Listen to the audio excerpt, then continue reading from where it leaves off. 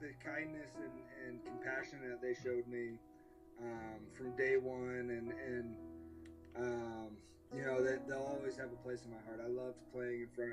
I love playing for them.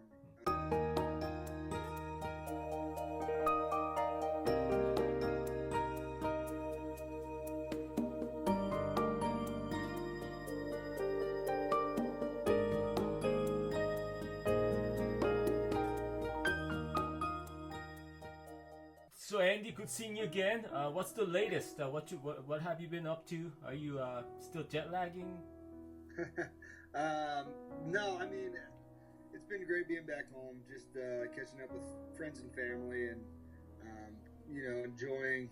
We bought a house 2 years ago, so just enjoying being able to spend time in the house. And we just went back to Michigan, where my wife's from, for Thanksgiving, and just got back from that. But you know, from a baseball side, just took a couple weeks off, and now I've been in the gym, just getting ready for the next opportunity that comes up. Okay.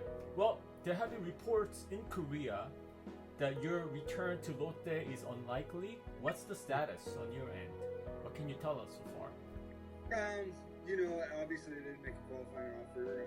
I think the door, you know, I think there's always a possibility until they sign something. But, you know, Lotte, they treated me with first class the entire way through the process. And if it's not, you know, the beginning of this year, I hope, you know, I get a chance to come back over and play in Korea. So, you know, we left on great terms, and we still have an open line of communication, and I wish them nothing but the best. Okay. Well, for now, it appears that your stay with Lotte is over for now. You never know what's going to happen in the future. Looking back the last couple of years, there were really good, happy moments and some frustrating time. Oh yeah. What's your overall take on it, man? You know, if I never play again in the KBO, I will have nothing but great things to say about it. I had a tremendous time over there.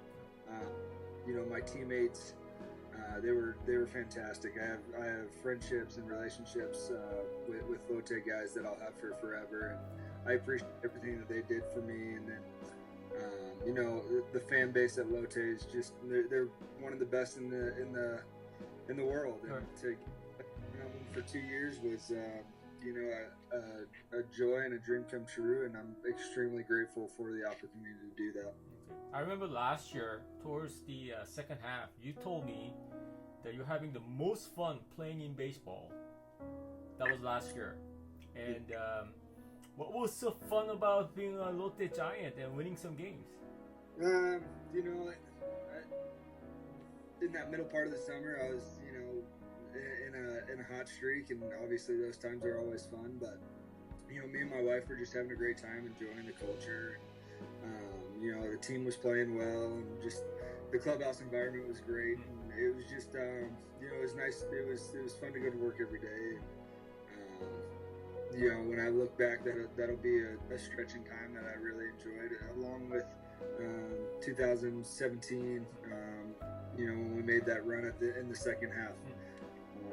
You know, that was, both those stretches were great stretches, and you know, I wish there was more of those and less of the hard times. But that's baseball and that's life. So you know, I loved every moment I was there. I truly enjoyed living in Korea, being engulfed. You know, in Sajik, you're right smack dab in the middle of like actual Korea. You know, opposed to you know, Jamshil, where it's a little more Americanized. Like Sajik is pure Korean culture, and we love being a part of that.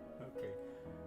This looking back, 2018, you've had some really crazy ups and downs. I mean, your season was just roller coaster. Yeah. The home run tear that you went on, what happened? Why couldn't you keep it up for the rest of the year? What was happening that time? I think if I would have kept it up for the rest of the year, you know, I'd have like 100 and some homers. So. Right. I don't know. I've always been a little streaky hitter, and you know, as frustrating as it is for maybe coaches or fans of a team to, you know, watch the ups and downs, it's even harder on myself. So it's one thing that I've always tried to figure out why I would be so good at sometimes, and you know, and not in others. And luckily, I feel like I'm still young enough to have the opportunity to figure that out. And if I can have more of the ups and less of the downs, I think you have a really good player at the end of the day. Right.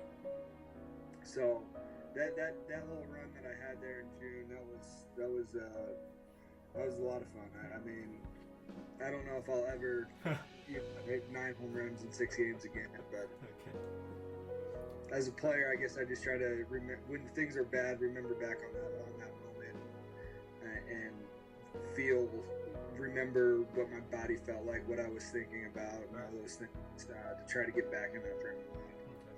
Well, if anything, coming into this past season, everybody felt, I'm pretty sure you felt the same way, that if anything, Andy Burns will catch the ball and make the throws. But defensively, from the opening day, you had somewhat of a slow start, and it didn't seem like you shook it off. Defensively, what was the number of errors? I mean, it's baseball. Sometimes you just can't explain it. Yeah. But do you have any reason did you figure out what happened defensively?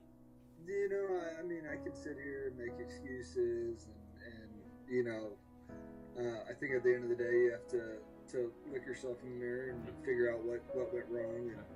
And you know, I think, you know, there are years you're gonna have bad defensive years, and it just so happened with this year. But you know, this off season, obviously, it's more of a focus getting back to where I was in 2017.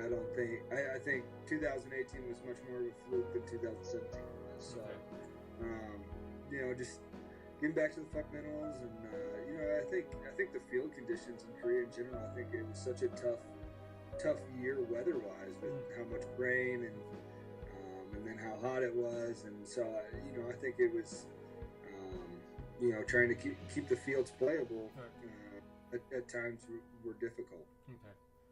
All right. Those were some I guess not fun memories that you have, but just going back to the positive side, the best part, your favorite game, favorite moment in your 2 years in Busan and Sachik, or are there just too many to pick one?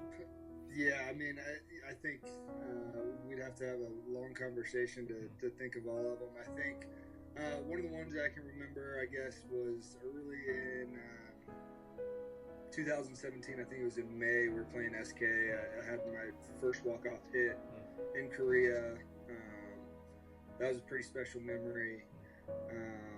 You know, last year, those stretch of games, obviously, with the home run streak, that was fun to look back on. But there's so many great memories, so many great games, and we played on great teams too, and just the relationships that I have with those guys in that clubhouse, and you know, I truly had a ton of fun playing with those guys, and I appreciate everything they did with me, and I'm looking forward to being able to tell my kids these stories someday, and you know, even though there probably were some bad moments and bad memories, I think those will fade away, and only the good ones will remember, or will stay. Right. Who are some of the players or teammates that you think you might gonna miss the most?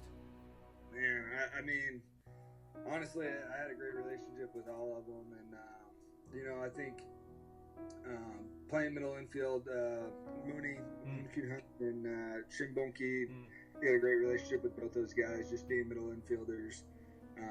And Shin Bonki being around the same age as me, we developed a great relationship. And you know, Daeho being our captain for those 2 years there, he did an unbelievable job helping the foreigners and being there for anything that we needed. And so I'm greatly appreciative of them. And, you know, the list goes on and on and on, and all those guys always treated me well, and I really respect them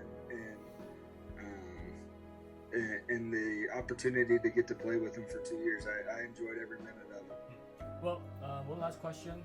Not really a question, but I told the fans that I'll be talking to you today, and they sent a bunch of questions and comments, but most of the comments were very positive, and they wanted to thank you and wishing you the best and hoping to see you sometime in the near future in baseball. In like next year, nobody really knows what's going to happen. So Right. nobody knows. Yeah.